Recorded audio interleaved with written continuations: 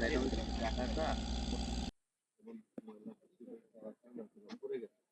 এটা আপনার জমিতে পড়ছে স্বাভাবিক, আপনি বলবেন, আপনি কমপ্লেইন করবেন, এটাই স্বাভাবিক। আপনি অফিসে আসেন, আপনারা ওদের সাথে আগে কথা বলি, কথা বলে এটা সমাধান হবে।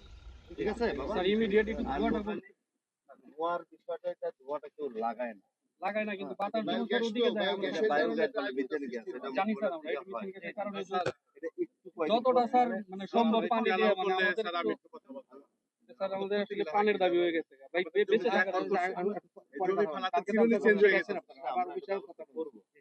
আমরা তো বিগত দিনে যদি এটা স্যার নিয়ে আপনাদের কেউ কাজ সুদৃষ্টি করি থাকে নাই। ব্যবস্থা হবে আর ইনশাআল্লাহ। পরিবেশের কথা যারা বলে তারা এই বিষয়গুলো কিন্তু মোটামুটি স্যার ভাবে আর এইখানে যার স্যার দায়িত্ব পালন করে না স্যার, আমি নির্দ্বিধায় স্যার বলতে পারি স্যার, এদের স্যার আপনারা একটু করেন স্যার, এরা আসলে মনে করেন মানে দায়িত্ব পালন হয় না স্যার। আমি আমি আপনাকে বলি স্যার, এইখানে হলো সব হলো চুনের খুলি বাস করে ক্লিয়ার কথা বললাম স্যার, তেল চুর মেল চুর সব